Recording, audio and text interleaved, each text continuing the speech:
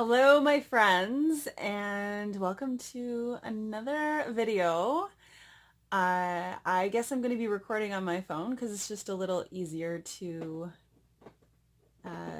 edit and upload and all that stuff, and it's an easier way for me to be consistent with you guys for now. So in my last video, I talked about picking up a copy of Think and Grow Rich, and I'm slowly making my way through it now. So today is December 6th, so I guess I'm 5 days into the 30 Days of Gratitude challenge. And sorry about the shakiness, before I get into talking about the different types of like spiritual, or I guess like gratitude wealth, gratitude capital, I want to talk about why I've decided to take this on and go a little bit more in depth with that. So over I would say the past year has been a really emotionally turbulent time. There's been a lot of different things happening in my life. A lot of changes have happened. I have totally transformed as a person. You may or may not notice that on screen, but those people that do know me in person probably have observed those changes. I'm trying to rest my elbow. Is that better? A little bit more still now? Okay. So let me see if I can find somewhere a little bit better to rest this. You guys can come with me. Will this be better here? You just like lean against my... Oh, that's so much better. Okay. So, what is going on? So for the last couple months, yeah, lots have changed. I have moved. I have changed jobs, kind of, or just like kind of changed how I'm spending my time. I am also actively a part of a 13-month coaching program that's kind of like, really, it's like an in-depth law of attraction and transforming the subconscious mind and repatterning. So I'm in the thick of that right now. I'm still in school. I've got just under 2.5 years left of school, and there's just a lot happening. A couple weeks ago, I found myself really low quite frequently. I get like fluctuations in my mood, but this was a lot more frequent than it normally is. And the lows were a lot lower, and that was really difficult for me.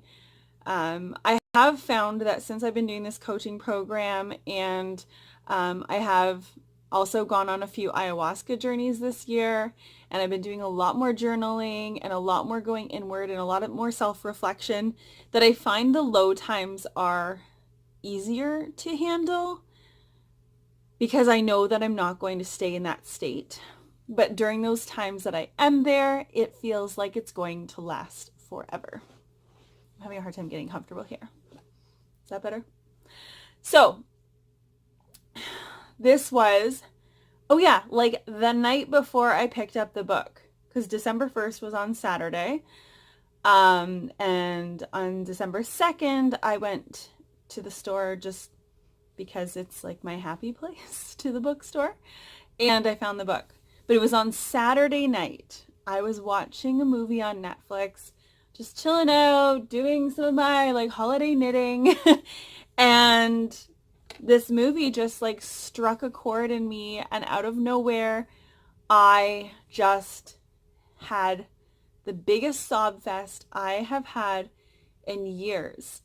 And I noticed as I was allowing myself to experience this, and it was like this total sense of defeat, and I was just like, I had nothing left in me. I allowed it to happen, whereas in the past, I have been someone who, like, go to the bathroom and you stare yourself in the mirror and you're like, okay, get it together.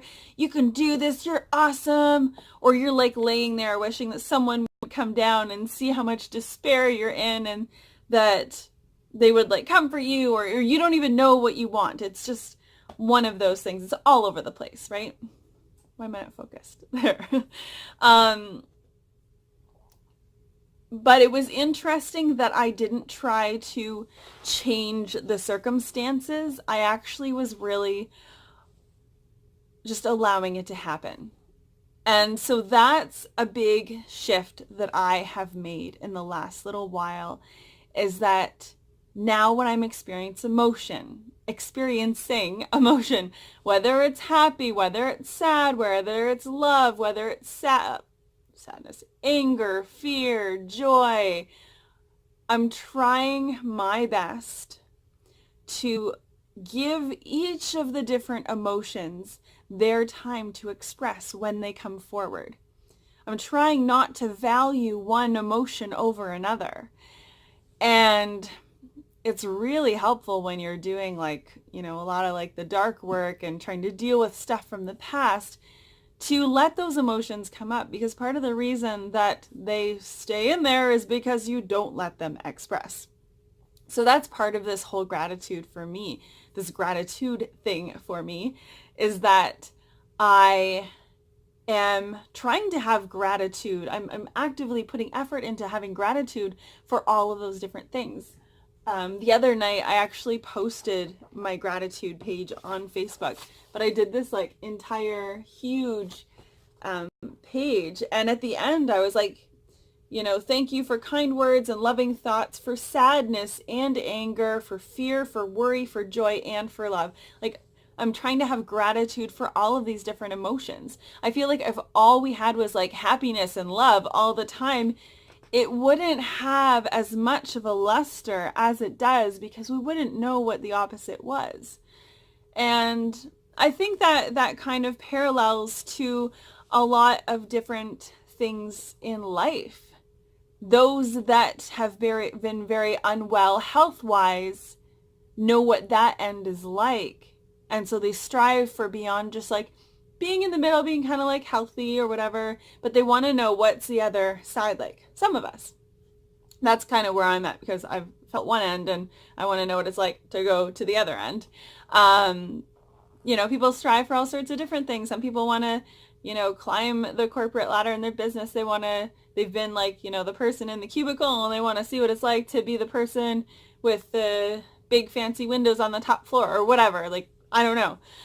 But if there's something that you're experiencing in your life right now that is something that you would maybe rate as like a 1 or a 2 on a scale of 1 to 10, you might actually be in a better position than someone that's at like a 7 or 8 and is content. Because that discontent might inspire you to figure out what the opposite of 2 out of 10 is. And it might encourage you to dream in a way that some people might not be able to.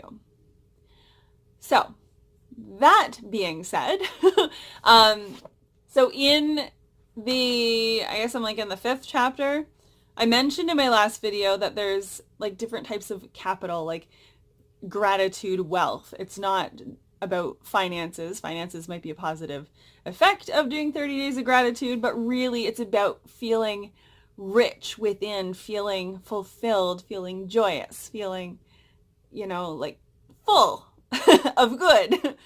So she has a few different types of like gratitude capital listed. And the first one is alchemic capital, or alchemy. And I really like this one. I'm not going to read from the book, but my perception or definition, or how I have received this segment, is we don't want to, if we're unhappy with. And this is something I did in my coaching program. There was like 10 different categories in life to like rate on a scale of 1 to 10. And I was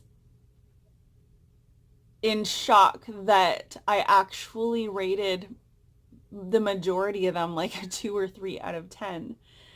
And I was like, wow, I've got some work to do. So if you find yourself in that place where there's a lot of things that you're discontent with, you might want to choose your focus. Choose change your focus. Change what you... He's Fred. Say hi, Fred. Change what it is that you're choosing to focus on every day. We have so many things in this world right now. I'm trying to get comfortable again. There's so many things in this world right now that it's impossible to focus on everything, which I think is amazing, because then you need to be discerning about what you choose to focus on. And when you are discerning on what you choose to focus on and you're conscious of what you choose to focus your energy on, like that's where magic is. That's where alchemy comes in. That's where, like, the definition of alchemy is, it's about like transforming matter. That's the word I was looking for. It's about transforming matter. And, you know, law of attraction and gratitude and all of this stuff, it really is about allowing your mind to be the first component of creating your reality. This lampshade behind me, it didn't just like burst into existence. Someone created it in their mind or thought about something similar to it and drew it out, and all of these steps along the way. You know, everything was first a thought. And that's like, everything was first a thought. This iPad here was a thought in someone's mind. This knitting needle, like everything was a thought before it just came into reality. And probably the only things that we can't take credit for are things out in nature, like trees and flowers, but maybe they were someone else's thought before we were here. Who knows?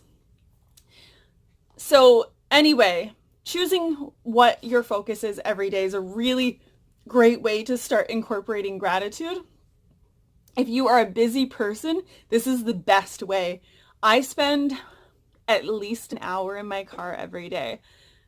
It's really tough reality when I figured out that I spend that much time in my car every day. So I don't listen to the radio anymore. I have a peak state playlist I listen to, so songs that make me feel really good and elevate my energy. And I also have my coaching program audios that I listen to, and so I alternate between those two things. And that's one thing that I shift. So even if I'm not paying attention, I'm kind of in and out, I still am being influenced by things that I have specifically chosen to be, you know, sideline influences. What do you watch on TV? Do you watch the news? Does the news feel good when you pay attention to it? Is it going to be detrimental to your life if you don't? I don't know. For me, I find out about the really important things through people in my life. Yes, it's really important if a natural disaster happens, but will I be able to make a change just by seeing that? If I find out something happens and I'm able to contribute in a way, like, that's different. But just watching it and just being a spectator, that doesn't help me and it doesn't help them. Weather.